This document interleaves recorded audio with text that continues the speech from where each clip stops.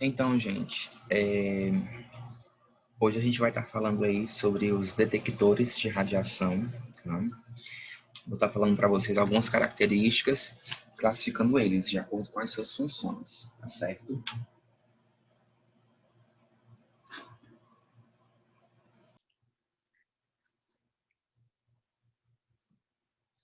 Então, sempre que a gente falar de detector de radiação, nós nos referimos a um equipamento, a um monitor, que ele tem a capacidade de medir, de quantificar uma radiação que está presente em um determinado local ou que o organismo ele absorveu ou teve contato, tá certo? E aí, dependendo do tipo de detector a qual estivermos nos referindo, existirão aí processos e características inerentes a cada um para que seja realizada a quantificação dessa radiação ou ainda a apresentação das suas características. Cada detector ele vai possuir um elemento químico ou um material que nós chamamos de material sensível à radiação, aonde ele consegue transformar a presença da radiação em valores específicos. Esses valores são relacionados também a uma grandeza específica. Então, lembra que a gente estava estudando acerca da grandeza de exposição, de dose absorvida, a grandeza de dose equivalente, equivalente efetivo. Então, existem detectores que são de uso adequado para uma grandeza específica, como, por exemplo, vai existir um detector que ele só consegue quantificar a radiação de acordo com a grandeza da dose absorvida, outra da exposição, outro da dose equivalente. Então, dependendo do tipo de detector em que estivermos falando, nós vamos ter essas características aí sendo apresentadas a esse equipamento, tá? E é claro que, de acordo com o tipo de radiação, esse detector também pode ou não servir para quantificar a sua energia. Então, a gente vai estar abordando aí as características dos principais detectores a fim de observar que eles não conseguem medir tudo, né? Existe sempre uma grandeza específica ou um tipo de radiação ou partícula específica para que ele consiga quantificar e medir ali os valores que são estabelecidos. Então, trago para vocês as propriedades de um detector de radiação, tá? Essas propriedades, elas são inerentes às principais características que eles irão conter, tá? Durante seu processo de quantificar as energias. Então, a primeira propriedade que a gente tem é a repetitividade, certo? Aonde ela será equivalente à concordância dos resultados, tá? Sob as mesmas condições de medição. Então, um exemplo acerca dessa propriedade é o seguinte: uma fonte de Césio 137 está em um galpão e no ato do resgate, o detector utilizado apresenta uma taxa de exposição de 7,5 Röntgen por hora. Entretanto, há uma impossibilidade de realizar o resgate. No dia seguinte, a mesma fonte apresenta 9 Röntgen por hora, dando a entender que não há uma concordância nas taxas, uma vez que a tendência é a taxa de exposição diminuir. Então, na situação, tentou-se realizar um resgate, né? Houve ali uma impossibilidade e não aconteceu. Porém, foi medido ali o valor de taxa de exposição que aquela fonte ela estava transmitindo, né, para o ambiente. No dia seguinte, essa fonte aumenta a sua taxa de exposição. Então, isso é muito incomum de acontecer. O mais comum é aquela fonte ela diminuir a sua energia, não aumentar. Então, nós temos aí um, um grau de concordância, né, entre o detector incompatível, aonde eu tenho resultados diferenciados para uma mesma situação, para uma mesma condição durante a medição.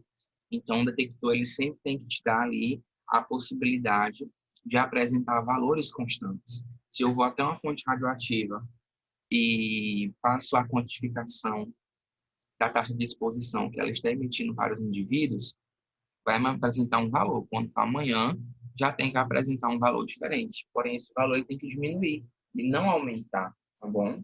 Então, a repetitividade fica sendo aí definida pelo grau de concordância dos resultados obtidos sob as mesmas condições de medição.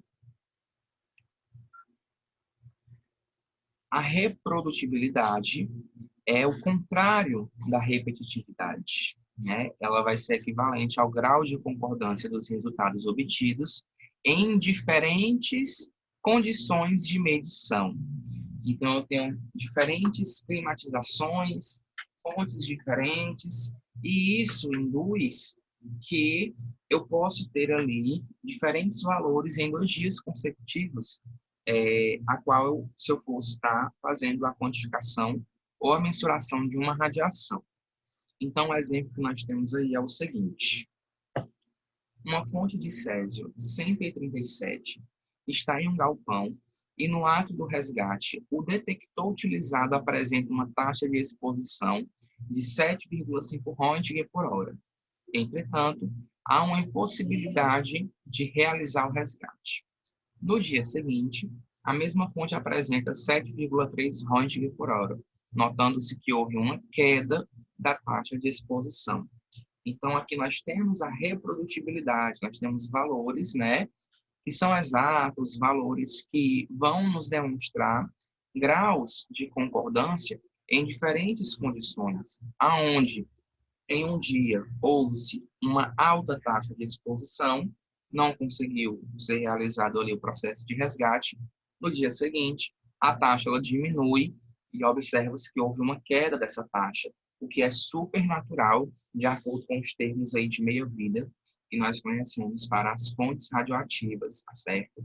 Então, a gente vai ter aqui uma concordância agora, que ela acontece de forma eficaz, né? E não de forma contrária, como lá na repetitividade. A estabilidade, ela é uma característica inerente à duração de uso de um detector. Então, eles também vão possuir, né, um certo prazo de validade, a qual eles precisam passar por manutenções para que exerçam ali as quantificações de forma correta. Então, se o detector ele não conserva as suas constantes, né, as suas características de medição ao longo do tempo, ele pode começar a apresentar resultados errados para as medições que estejam acontecendo, certo? Então, é muito importante a gente ter a ciência de que, com o tempo, esse detector ele pode se desgastar e pode acabar sofrendo algum tipo de dano em decorrência aí do uso, né, exacerbado que um dia vai acabar fazendo com que ele deixe de estar fazendo a quantificação correta. A exatidão, tá, é uma característica que nós temos em relação à concordância de resultados entre fontes radioativas, né, ou entre algum local a qual a gente vai fazer algum tipo de mensuração, algum tipo de medição, tá bom? Esse grau de concordância, ele vai estabelecer o que nós chamamos de valor verdadeiro ou valor de referência, tá bem? Então, aqui dentro a gente vai ter como exemplo a questão do pré-estabelecimento de algumas fontes quanto à sua meia-vida, quanto à sua atividade, tá?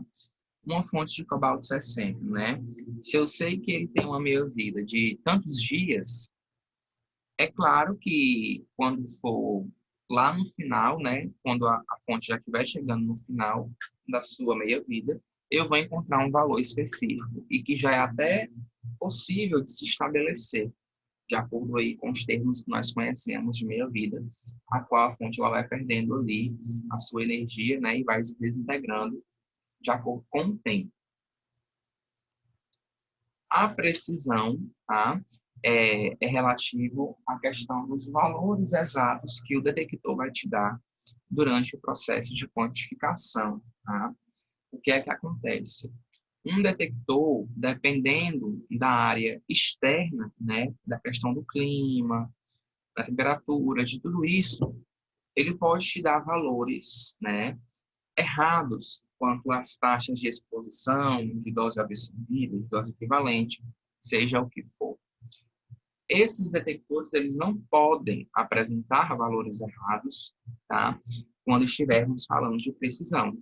Eu posso ter o fator externo que for, sempre ele vai te dar o valor exato que aquela fonte está emitindo, né? Ou o valor exato a qual o corpo ele possa ter absorvido, tá bom? Então, a precisão junto com a exatidão são características aí bem importantes, né? Quanto aos detectores, pois é necessário que sempre haja aí essa concordância entre os resultados, a fim de que não hajam erros, né, na hora da medição e ocasionem aí situações desconfortáveis, seja para um operador, seja para um estabelecimento que trabalhe com fonte radioativa. A sensibilidade, ela é relativa à questão do aparelho, né? O mecanismo de detecção do aparelho durante a quantificação da radiação em um local. Então, alguns detectores, eles têm uma sensibilidade maior. Com isso, a gente vai ter uma precisão e uma exatidão na dose, né? Na hora de ver ali a questão da quantidade de radiação que o indivíduo foi exposto. Já detectores de baixa sensibilidade, eles nos apresentam ali, tá? Uma exatidão e uma precisão muito baixa, onde eu posso ter valores que já não serão tão corretos. Então, o estímulo na hora de detecção, ele acontece de acordo com o material que compõe aquele detector, né? A substância química, ou seja, o que for. Esse material ele pode auxiliar no processo de transformação da radiação em sinais, as quais vai ser apresentado lá o nosso visor do detector em forma de valores. A eficiência, ela é condizente com a capacidade que o detector terá de converter em sinais de medição os estímulos recebidos. Será que toda a radiação, né, que o detector tiver contato vai ser transformada em sinais de medição? Ou será que não? Só uma parte que vai ser transformada ali e ao final nós temos uma quantificação de energia? Então, dentro disso, a eficiência ela pode ser dividida de duas formas. Nós temos a eficiência intrínseca e nós temos a eficiência absoluta, certo? Onde nós veremos aqui a diferença entre uma e outra. Sempre que eu falar de eficiência intrínseca, certo? Eu me refiro ao tipo e a energia que aquela radiação ela vai ter, tá? Esses fatores, eles são ligados ali ao detector, tá certo? A qual está havendo a quantificação. Então, o número atômico do elemento que vai ter a sensibilidade para captar a informação e converter em sinais, ele influencia nessa eficiência intrínseca. O estado físico do material a qual nós estamos medindo a radiação também vai modificar essa eficiência, né? Vai estar inerente a esse processo.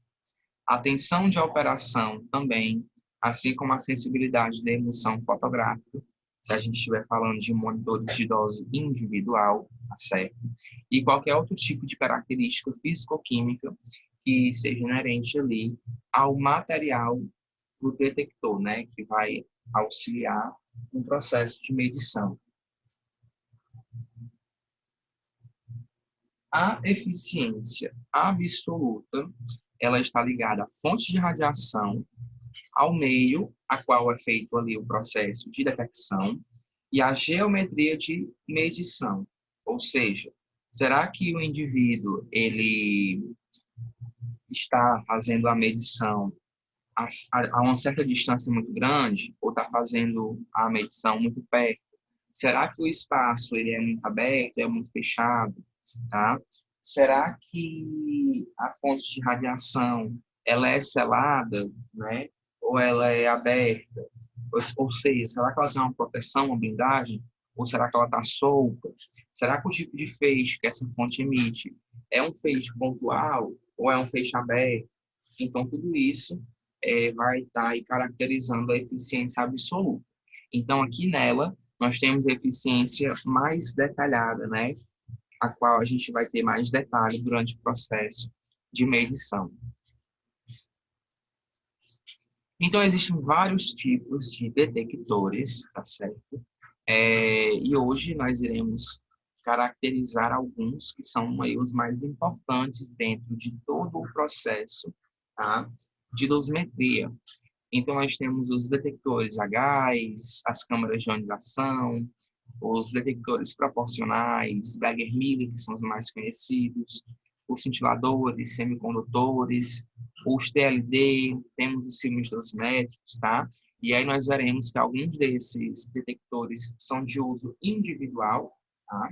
São monitores de dose individual, outros já passam a ter uma característica mais coletiva, onde eu consigo identificar a dose ali num local, né, no meio, onde existem várias pessoas. Outros vão servir para identificar a dose apenas de um único indivíduo.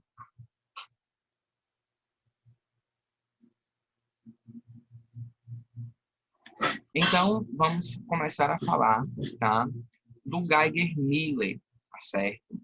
O Geiger-Miller, ele é o detector aí que a gente vai ter como principal, mais conhecido, tá certo?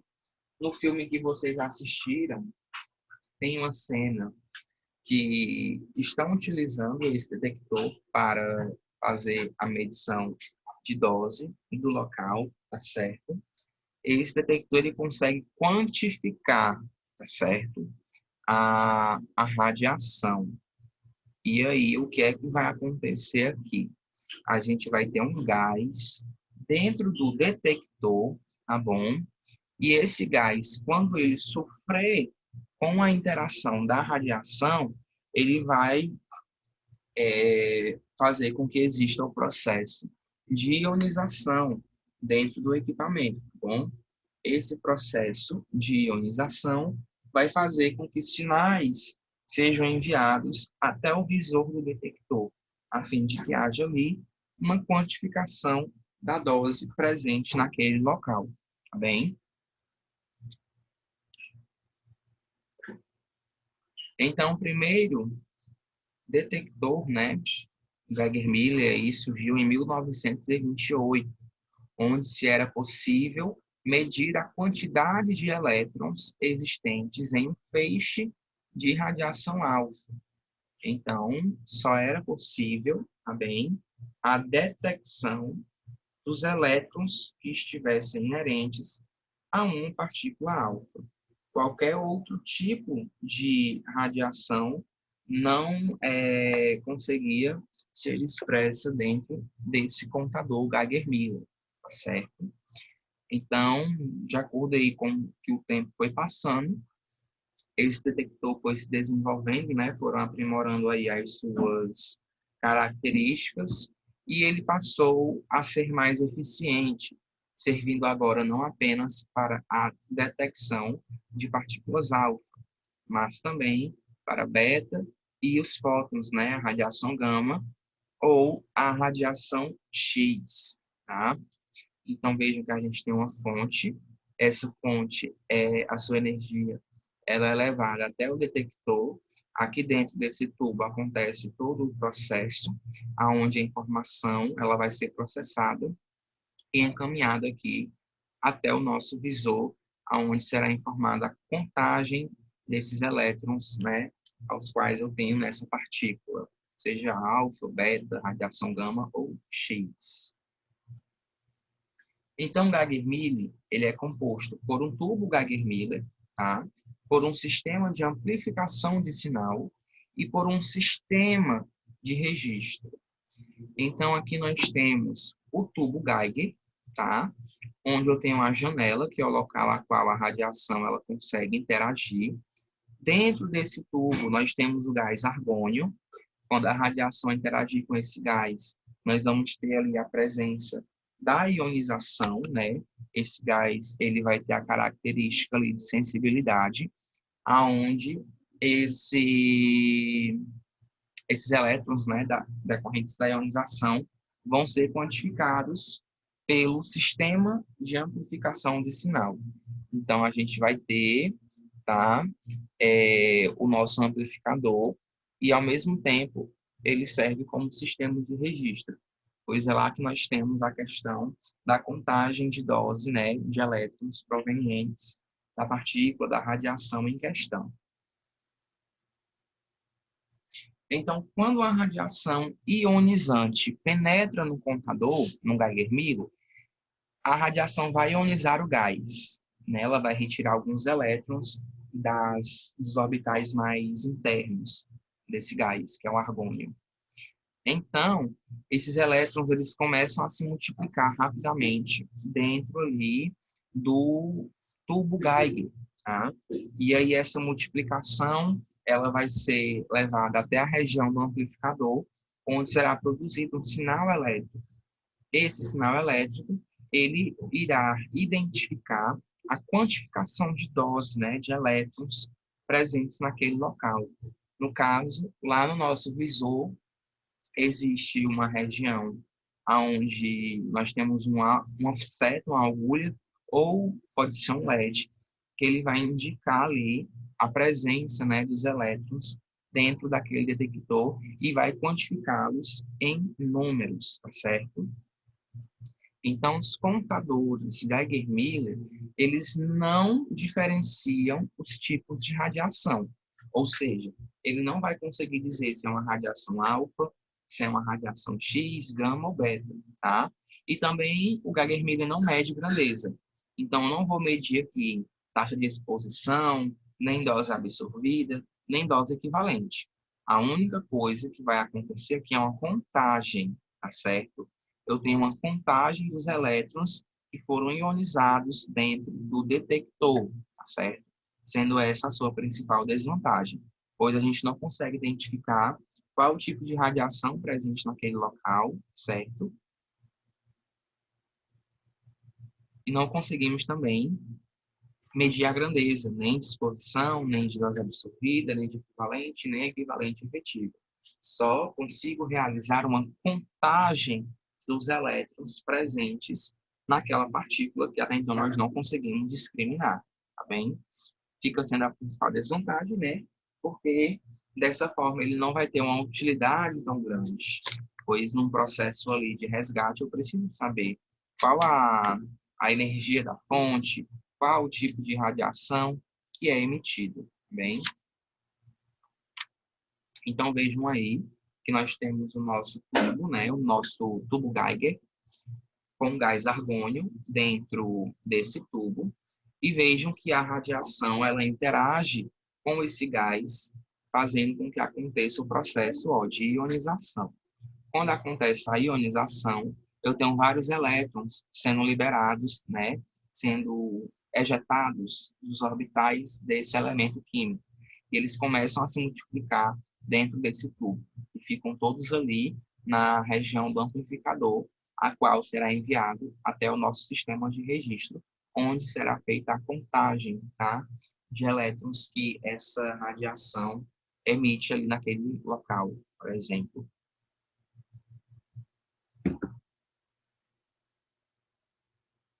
Então,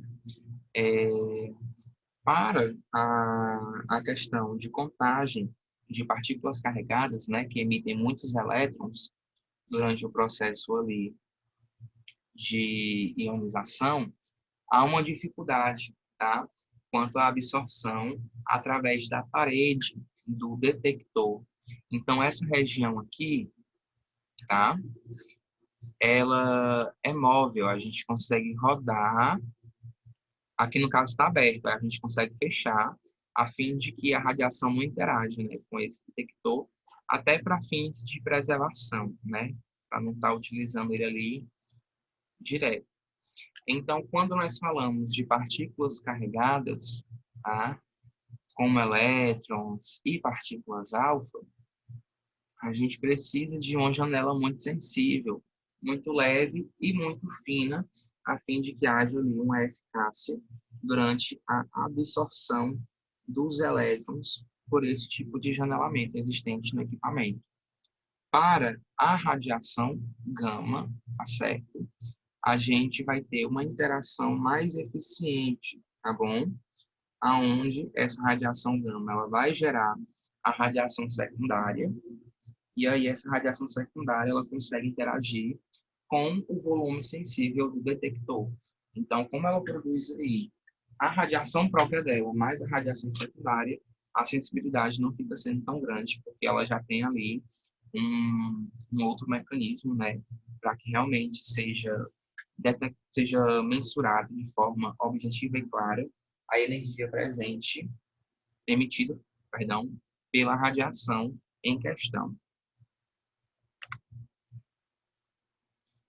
Então, gente, vejam que a gente tem aqui uma escala, tá? Essa escala é que vai dar ali a contagem dos elétrons que são detectados quanto a energia, a radiação que a gente está detectando naquele local. Aqui uma escala a qual a gente vai ter a contagem de acordo com a dose equivalente, né? A coisa aqui, a nossa escala, os números estão em microrem por hora. Nesse de baixo, nós temos um detector onde nós também temos a quantificação desses elétrons de forma que seja equivalente ali, a dose equivalente, porém na unidade nova, que é o sievert, tá certo? Então, eu disse para vocês que esses detectores, eles não medem grandeza, realmente não medem. É visto uma grandeza dentro da escala desses equipamentos, apenas para se ter uma noção, tá? Do tanto de dose equivalente que o indivíduo pode ter sido exposto ou que foi exposto ali naquele ambiente, tá certo? Lembrando, tá, que os detectores Geiger-Miller, eles não detectam nêutrons, tá certo? Eles não conseguem estar detectando aí essas partículas, seja no ambiente, seja no corpo de um indivíduo, tá bom? Então, né, a gente vai ter ali a contagem do grau de exposição e de dose ambiente que o indivíduo ele pode ter sido exposto durante uma irradiação, durante uma exposição, tá certo? Então, vou passar aqui um vídeo para vocês, onde a gente tem urânio, tá? E a gente vai ver aí o processo de detecção da energia do urânio. Vamos comprovar a radioatividade do urânio. Então, vejam que o detector, mesmo longe da fonte, ó, já está fazendo um efeito sonoro. Quanto mais alto é o efeito sonoro, é porque eu tenho uma radiação ali naquele local. Vejam aqui a escala, certo? Quanto mais se distancia, ao menos diminui a questão da interação. Quanto mais se aproxima, mais vai aumentar, certo? Então, a gente tem raios gamas sendo emitidos aqui pela partícula de urânio, porém esse detector ele não consegue detectar o tipo de radiação, sempre a contagem, tá? Então, aqui é uma fonte de urânio, vê que o detector já está fazendo um efeito sonoro. Agora ele tirou, ele vai tirar agora a blindagem, tá? Da fonte, pois a blindagem ela vai barrar a radiação, né? Então, ela não consegue chegar lá no detector. Agora vamos ver o que é que vai acontecer.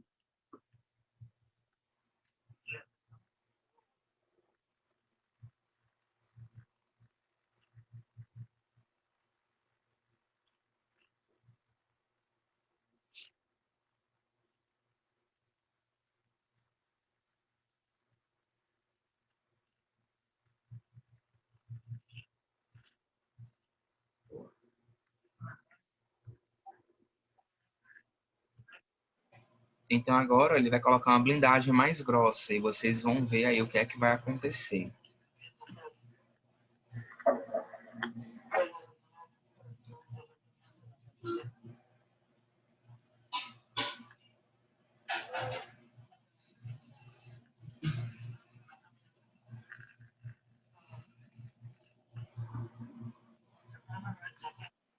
Então, vocês viram aí, né, que ele coloca a blindagem e a contagem ali num detector não acontece. Fica só bem pouquinho, porque nós, querendo ou não, temos a radiação secundária ali, proveniente da radiação gama.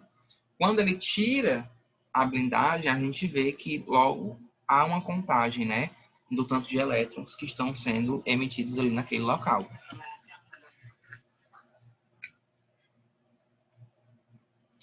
Então, agora ele vai mostrar um relógio antigo que ele tem rádio, tá? Que é uma substância radioativa dentro da sua composição ali. Então, vamos ver o que acontece aí.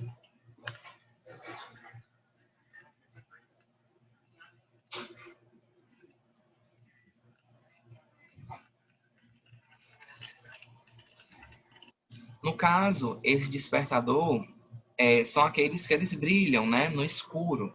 Então, a gente tem uma luminescência ali ocasionada pela radiação, pelo rádio, tá bom?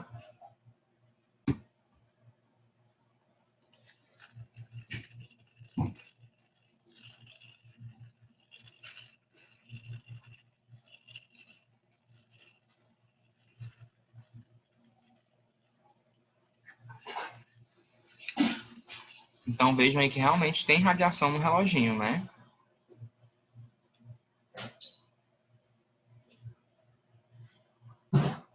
Agora, uma outra fonte, tá?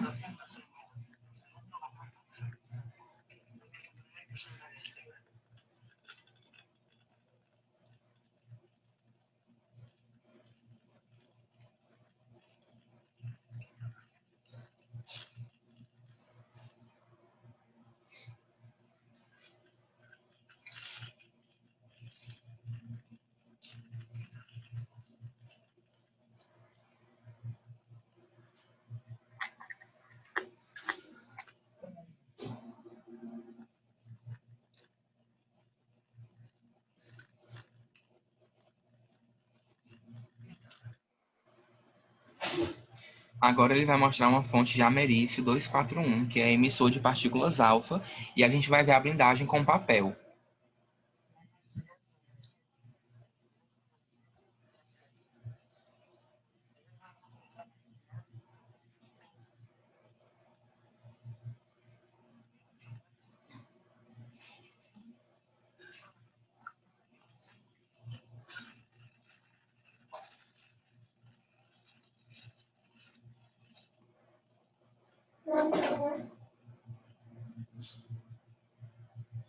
Agora ele vai colocar uma folha de papel para poder blindar a radiação dessa fonte.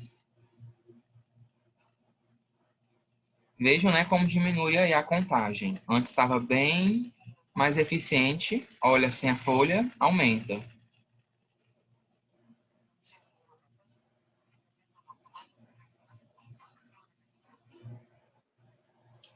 Certo?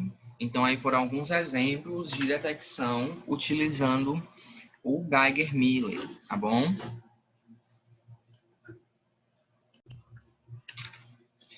Então, vamos falar agora sobre a câmara de ionização, certo? Se assemelha um pouco aí com os detectores Geiger-Miller. A principal característica desse tipo de detector é que ele vai estar medindo a grandeza de exposição, tá? Então, se existe uma fonte radioativa em um determinado local, essa câmara de ionização ela pode ser utilizada para detectar a energia presente pela radiação naquele local, a qual os indivíduos eles estão expostos, tá certo? Então, aqui a gente vai ter um detector que é utilizado para medir partículas corpusculares, tá? Ou eletromagnéticas de baixa energia. Altos valores de exposição, eles não conseguem ser medidos por esse contador, pois eles são utilizados para medir aí pequenas intensidades da radiação ionizante, tá bem? Aqui a gente vai ter um gás, certo? No caso, nós vamos ter o ar como elemento gasoso. Esse ar vai sofrer o processo de ionização e nós vamos ter ali a questão da radiação sendo coletada, sendo detectada pelo equipamento. Essa câmara de ionização, normalmente, ela é utilizada em laboratórios, onde se trabalha com a fonte de radiação. Então, ela fica ali para já servir como um detector da radiação, da exposição a qual essa radiação está expondo as pessoas que ficam ali naquele local trabalhando, tá certo? Ele vai utilizar o ar como elemento gasoso. Então, aqui nós temos o processo de ionização a partir da interação entre a radiação com o ar presente no interior desse detector, tá bem? Então, aqui essa radiação, ela vai variar os seus valores de acordo com a tensão dentro da câmera, tá? A pressão, a temperatura, e tudo isso pode modificar ali os valores. Por isso que valores, energias muito altas, né? Elas não são identificadas com uma facilidade tão grande quando nós nos referimos a esse tipo de detector, tá certo? Então, aqui nós temos uma câmara de ionização e aqui algumas fontes, né, radioativas. Eu creio que o barulho para vocês não deva sair tão bom, tá? Eu não sei porque o Zoom não consegue mostrar o áudio dos vídeos para vocês. Mas observa que aqui eu tenho um detector e aqui a escala. E quando esse detector se aproximar da fonte, a escala vai começar a modificar a sua numeração. Então, observem aí esse detector que serve ali como um medidor da taxa de exposição.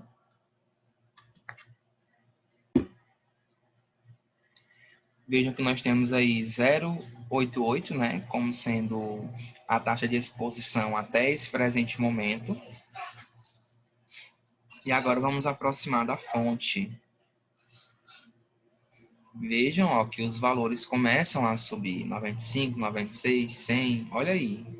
10, 11,1, 3, estão vendo?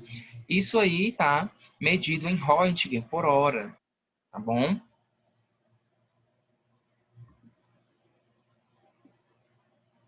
Então veja como os valores eles vão alterando, né? E não para de subir, tá?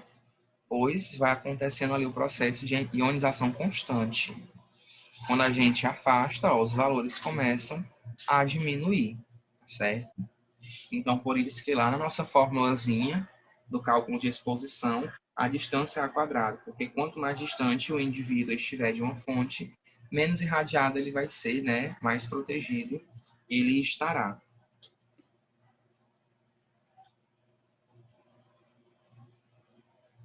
Então, dentro da classificação de detectores do tipo de câmara de ionização, nós encontramos um detector chamado de caneta dosimétrica, tá? A caneta dosimétrica, ela é um monitor de dose individual, pessoal. Eu não vou utilizar para medir ali a radiação no ambiente.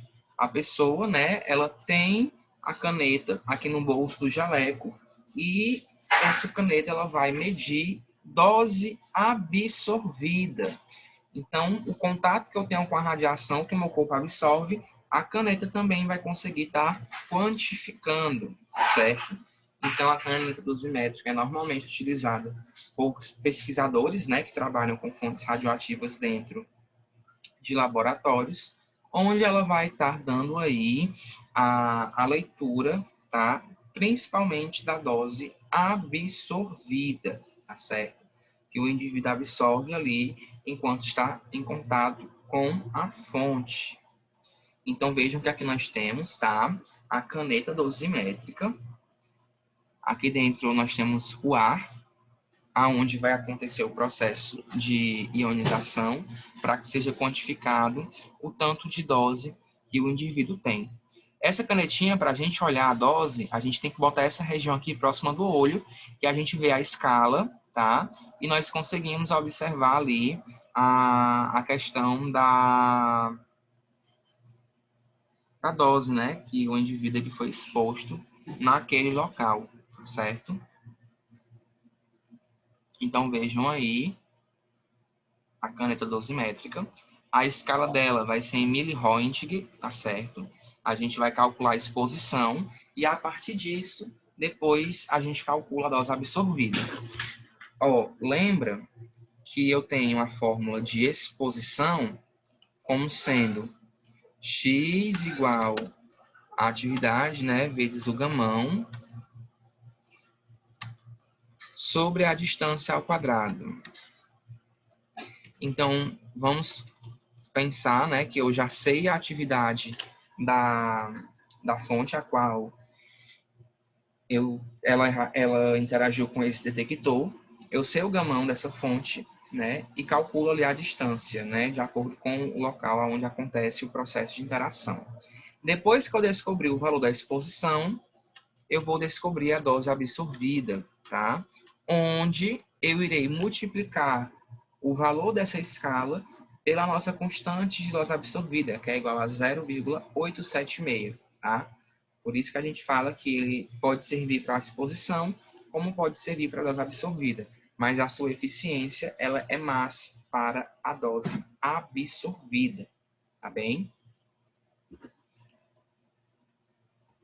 Os dosímetros termoluminescentes, ou TLD, como vocês preferirem chamar, também é um monitor de dose individual, que é o dosímetro, né, que a gente conhece aí no cotidiano, que a gente utiliza para que mensalmente ele seja trocado e a gente possa estar observando aí os valores de radiação a qual a gente teve contato. Então, uma característica desse dosímetro é que a sua leitura ela é indireta, né? Ou seja, você vai ser exposto à radiação e só depois de um tempo é que o resultado é que a quantificação ela vai ser dada, tá bom? Então, lembre que o dosímetro ele é trocado mensalmente. Mensalmente você sabe o valor de dose que você foi exposto ali naquele local, tá bom? Então, quando nós falarmos do dosímetro termoluminescente, nós podemos encontrá-lo aí de diversas formas. Esse do meio é o convencional, que a gente usa no tórax. Esse é o de pulso, tá? E esse aqui é o anel de extremidades. Para quem opera hemodinâmica ali, é interessante utilizar tanto esse anel ou esse de pulso, tá certo? Esses dosímetros termoluminescentes, eles vão registrar a dose recebida durante um período de tempo, tá certo? Por um operador, sendo a sua eficiência ali apenas para registro de radiação beta ou de radiação X, tá bom? Outros tipos de radiação não conseguem passar pelo processo ali de detecção, tá bom?